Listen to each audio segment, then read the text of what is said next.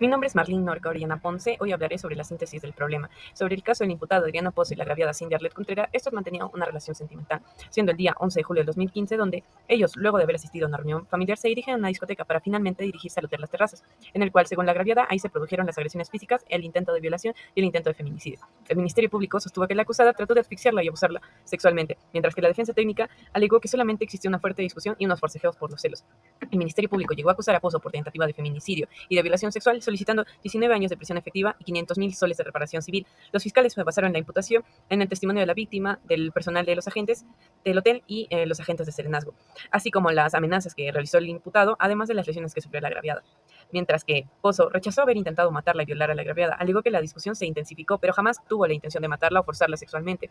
Asimismo, alegó que la propia agraviada lo agredió con un objeto punzante, causándole lesiones, y también llegó a alegar que este padecía de un trastorno de personalidad borderline, lo cual explicaba su comportamiento tan impulsivo, pero no la comisión de los delitos imputados. Continuando con el síntesis del problema, en el caso se presentaron pruebas contradictorias, tanto como las de cargo como las de descargo. Las de cargo, que mencionaban empleados del hotel, personal de serenazgo, que vieron a la agraviada pedir ayuda, con signos de haber sido arrastrada, y al acusado desnudo, intentándola llevar arrastrada de regreso a la habitación, como los testigos de descargo, que eran familia y amigos del acusado, que declararon que la relación parecía estable durante la reunión previa y que ambos incluso ingresaron voluntariamente al hotel.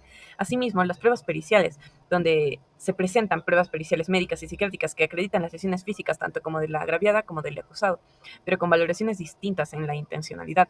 Y otro punto importante es la controversia del dolo. El núcleo del problema jurídico fue poder determinar si el imputado tuvo la intención de matar y violar generando un dolo directo, o si los hechos correspondían únicamente a una agresión en el marco de una discusión de pareja. La discrepancia de los testimonios y la falta de pruebas llevaron a que el tribunal considere que no se acreditara con certeza la tentativa de feminicidio ni la de violación sexual. Bueno, en la descripción de los puntos controvertidos del presente caso identificamos 6, siendo el primero la intencionalidad del acusado, debido a que la controversia va a radicar en que si las frases y los actos violentos reflejaban el verdadero intento de feminicidio y de violación, o si solamente eran excesos en medio de una discusión. Como segundo punto también identificamos la credibilidad de las versiones del agraviado e el imputado, debido a que la justicia debía decidir qué versión tenía mayor fuerza probatoria, considerando que ambos presentaban lesiones y que los relatos eran muy contradictorios. El tercer punto es el valor de los testimonios de tercero, debido a que la justicia debía determinar qué testimonios tenían mayor objetividad, considerando que unos eran presenciales y otros eran más bien contextuales o de confianza del acusado. Como cuarto punto, identificamos el poder interpretar las pruebas físicas y médicas, debido a que se tenía que haber establecido si las lesiones de la víctima eran compatibles con un intento de violación y feminicidio o si correspondían a un forcejeo en medio de una discusión. Como quinto punto, identificamos el papel de las pericias psiquiátricas, debido a que dichas pericias influyeron mucho en el hecho de la valoración de la credibilidad de los hechos y de la responsabilidad penal. Asimismo, como sexto punto, se identificó la tipificación jurídica de los hechos, debido a que el tribunal debía decidir si los hechos encajaban dentro de tipos penales graves o si no había prueba suficiente para sostenerlos más allá de una duda razonable.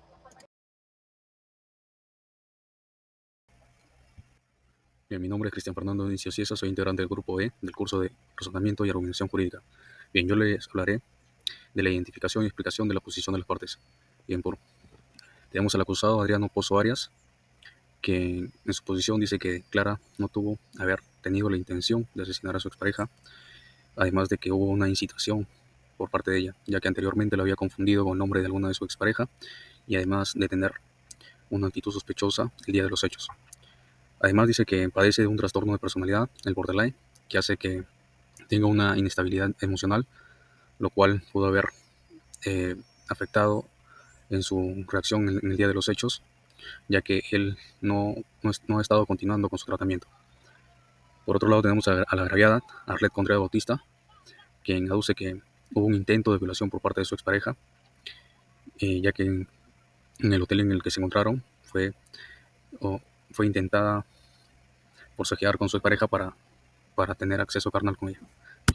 El análisis de la consistencia de los argumentos de las partes, bueno, tenemos dos posturas, el de la agraviada y el del imputado. El de la agraviada, la consistencia en sus argumentos consta de 4 puntos: la agresión física y psicológica que sufrió producto del ataque, el intento de violencia sexual en perjuicio a la agraviada, la posición posterior al ataque debido a que ella sufrió de una alteración psicológica debido a que no pudo continuar con una vida normal. Y el último punto, el sufrimiento psicológico y moral que ha sufrido y ha padecido posterior a la originado ese día. Ahora, por parte del imputado se tienen 6 puntos importantes en base a sus argumentos. La relación conflictiva que éste sufría con la agraviada, el problema de la discusión de en la fiesta, el trastorno de personalidad que éste sufría y justamente la justificación a su reacción impulsiva y violenta de ese día, la justificación a sus acciones violentas, además del desmentido del intento de violación sexual y desmentida la agresión física y el intento de asesinato que llega a sufrir la agraviada. Continuando con la exposición, ahora realizaremos un breve análisis de los fundamentos de motivación de la sentencia. En primer lugar, debemos definirla como una garantía esencial del debido proceso, pues permite conocer cómo y por qué los jueces llegan a una decisión. Analizar los fundamentos implica revisar si la argumentación es coherente, es lógica y conforme a la normativa establecida, asegurando así que la resolución sea legítima y justa. En el caso de Arlet Contreras, son notorias las deficiencias de los argumentos empleados por los magistrados. Esta sentencia no se caracterizó exactamente por ser sólida y debidamente motivada, sino todo lo contrario, presentaba fundamentos jurídicamente inconsistentes, desproporcionados y carentes de la correcta aplicación de las normas. Asimismo, el colegiado estableció estándares probatorios muy altos para acreditar la configuración del delito de feminicidio y violación sexual. Respecto a la tentativa de feminicidio, los magistrados no realizaron el examen de los medios de prueba, es decir, no valoraron correctamente los videos, testimonios y demás pruebas que evidenciaban la violencia ejercida, lo que afectó la consistencia de la sentencia. Si bien es cierto, ellos afirman que existían pruebas de lesiones contra ella, sin embargo, decían que no todas eran claras y que tampoco existían los testigos que acreditaban que esas lesiones habían sido ocasionadas por Adrián Pozo en el marco de un intento de feminicidio o violación. Ahí se puede apreciar que el colegiado adoptó un criterio muy desproporcionado, esperando que la víctima realmente reciba golpes mortales para que el delito se le configure como tal. Sobre la determinación de responsabilidad por el delito de tentativa de violación sexual, el colegio no consideró que existiera tentativa de agresión sexual, argumentando que los exámenes médicos no eran compatibles con dicha agresión y que las pruebas presentadas eran insuficientes, limitándose a la prenda de vestir de la víctima, pero sin embargo no valoraron adecuadamente los videos ni el testimonio de la propia víctima, los cuales muestran indicios claros de tentativa. El acusado se ve en las imágenes cómo corría desnudo tras de la víctima, corría por todo el pasillo y el cuartelero acudió también en auxilio de la agraviada. Además, los magistrados descartaron la declaración de la víctima, pues consideraron que su ingreso fue voluntario al hotel, lo cual implicaba consentimiento tácito para mantener relaciones sexuales con el acusado. De acuerdo al artículo 158 del Código Procesal Penal, los jueces tienen la obligación legal de valorar las pruebas aplicando la lógica, la ciencia y la experiencia. En este caso, los jueces no cumplieron con dicha obligación, ya que se limitaron a considerar algunos aspectos del caso sin un análisis completo de todas las pruebas relevantes. Asimismo, el colegiado no explicó claramente el por qué solo consideraron algunos hechos, qué pruebas utilizaron para llegar a esa conclusión y cuáles fueron las razones que los llevó a elegir una prueba y descartar otras. Incumplieron con los artículos 394 y 398 del Código Procesal Penal. Esta falta definitivamente representa una transgresión a los derechos de la víctima que únicamente pretendía que se haga justicia en cuanto a su caso. Ahora vamos a continuar con el análisis de la motivación jurídica y la calificación legal. Primeramente vamos a hablar sobre la tentativa de feminicidio, que en la sentencia negó el ánimo de matar y consideró que el acto de ahorcamiento no fue idóneo. En esto tuvo un error, ya que el ánimo se refiere a la conducta de lo que dijo el acusado de te voy a matar, es mejor si te mueres, y dejarla inconsciente al momento de ahorcarla, y también de que los actos eran objetivos idóneamente. Y también se omitió el valorar el contexto de la violencia de género y los antecedentes del acusado, ya que su expareja mencionó que acreditó que con ella era infiel en el momento de tener una relación. La tentativa de violación sexual se absolvió de igual manera, como que no hubo penetración ni esperma o desgarros. Esto también hubo un error, ya que se exigió la consumación cuando la tentativa se conforma en los actos idóneos. Además también de que los hechos habían hechos probados como el acusado que estaba desnudo, intentó desnudar a la víctima, quitándole el brasier. Entre más, también hubo forcejeo, inmovilización en la cama, la encerró, o amenazas de te voy a violar, ya sea las buenas o las malas.